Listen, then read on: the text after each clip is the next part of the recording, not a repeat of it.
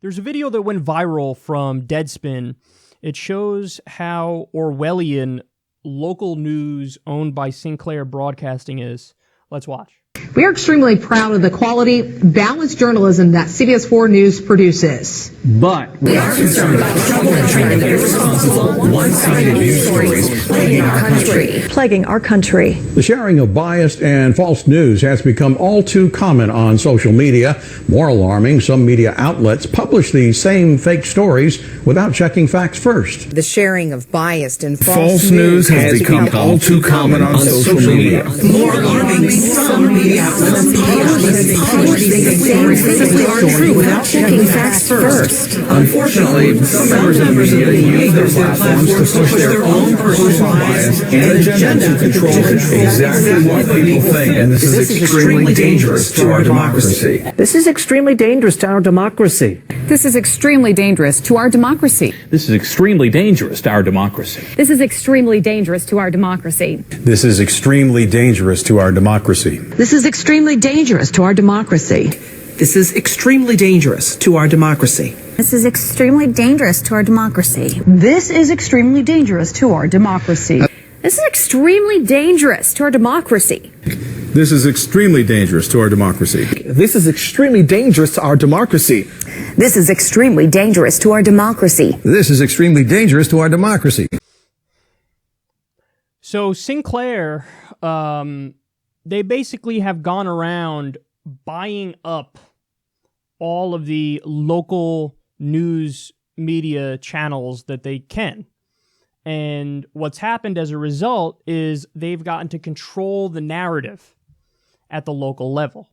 Now, we often talk about how dangerous it is that at the national level, we have control of virtually all media by, I think 6 different companies. Doesn't matter what you're watching.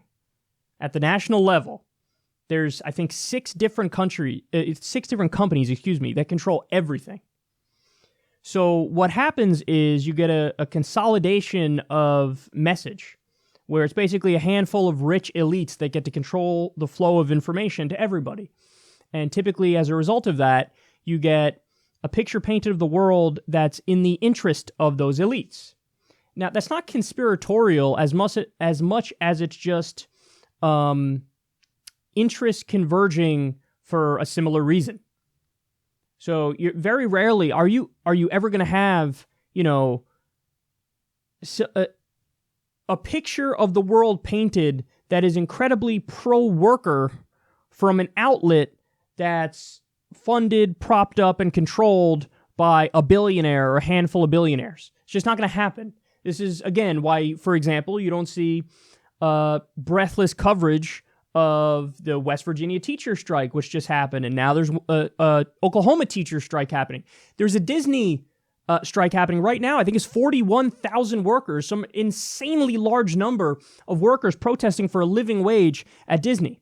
You don't see coverage of that like it's some sort of scandal. Now you'll see, endless sensationalist news coverage and conspiracy mongering and, oh my God, Trump, Russia, and Stormy Daniels, and look at the turnover in Trump's administration. And if you'll notice, they don't really focus on the policy issues, because if they focused on the policy issues, that may hurt their bottom line. And it's not conspiratorial. It's more of an open conspiracy, because what happens is the people who get to rise through the ranks are the people who don't rock the boat. There's a reason why on CNN, Wolf Blitzer's on air for about 30 trillion hours a day, because everybody knows he's not going to rock the boat. Everybody knows Wolf Blitzer's like Ron Burgundy. He'll read whatever the fuck you put in that prompter. He'll do just mild establishment talking points. So that's the problem at the national level. But now we know at the local news level, it's the same goddamn thing. And in fact, it may even be worse at the local news level.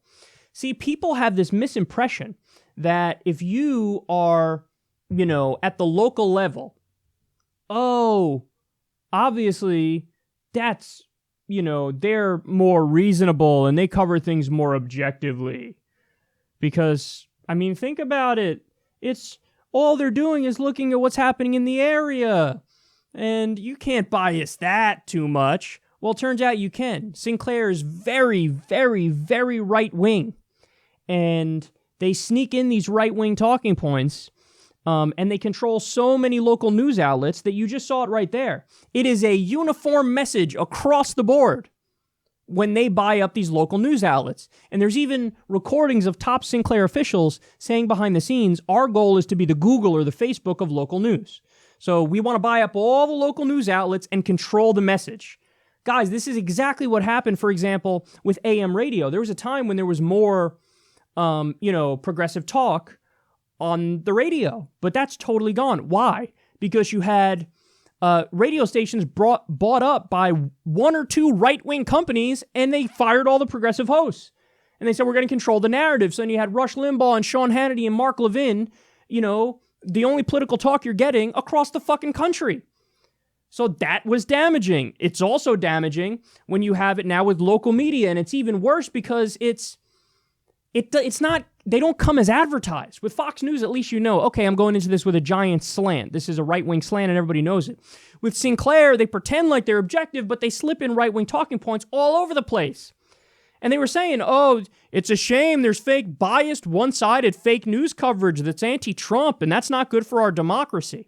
What's not good for our democracy are outlets like Sinclair buying up all the local news stations, 6 media companies controlling the narrative across the country. And listen, man, this all goes back to Noam Chomsky's manufacturing consent. In that book, he argued that you get a more rigidly controlled message for the masses in corporate media than you do in even government-run media.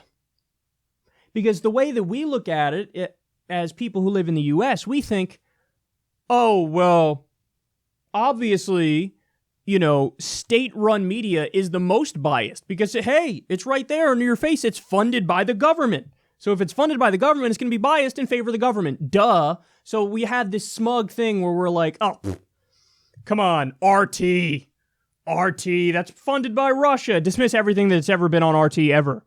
Al Jazeera, it's funded by the Qatari government. Dismiss it completely. Now, listen, should you dismiss certain things from those networks as totally biased? Absolutely. Of course you should. It is true. They're funded by that government, so they're not going to be that critical. RT's not going to be that critical of the Russian government. Al Jazeera's not going to be that critical of the Qatari government. But what people don't tell you is the second half of that, which is corporate media is just as biased, if not more biased, than the state media outlets. Because when you have a handful of billionaires owning the media outlets, they're only going to hire and promote people who are going to push the message that they want to push.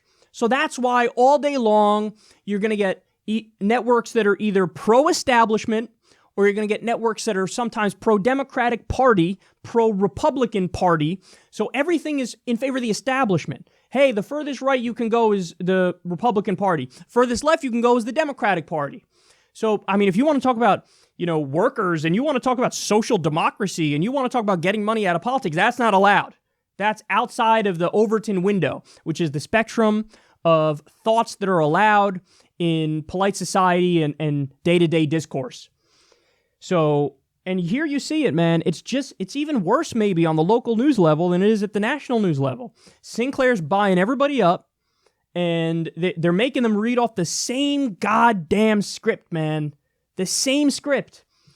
And the effects of that are disastrous. Now, the only upside, perhaps I shouldn't be complaining about this, because the only upside is that means that there's a door that's wide open for new media. Basically with new media and the openness of the internet, you get this thing now where you basically have like mom and pop news outlets and commentary outlets. That's what this is, And it's like, it's the difference between going to some sort of local deli that's been owned by the same family for fucking 3 generations and whatever. They make a banging pastrami sandwich. That versus some really corporatized like Arby's or some shit. Mainstream media is Arby's. We're the mom and pop deli. And what happens is word gets out like, oh shit, look what's going on over there. You don't need to go to Arby's and get their shitty sandwiches. Look what's happening at this mom and pop deli. Isn't that nice? Isn't that good? So honestly, I shouldn't even be complaining about this because I have, personal reasons where it's like I'm biased in favor of saying, oh yeah, corporate media, Sinclair, go ahead, keep doing what you're doing and just leave the giant market open for me. But I care more about the country than I do about this, whatever personal biases I have here. So I wish this wasn't the case. We need to have, and Bill Clinton is partially responsible for this because he really deregulated news and media. So there's been a lot of corporate consolidation since then, and as a result of that, now you have fewer and fewer people owning, all the news outlets and therefore controlling all the information, and you get a very biased picture of the world. So we need to break up a lot of these outlets. Break them up, man. Break them up. We need to get back to a place where you have effectively thousands of owners and all different perspectives and all different views represented.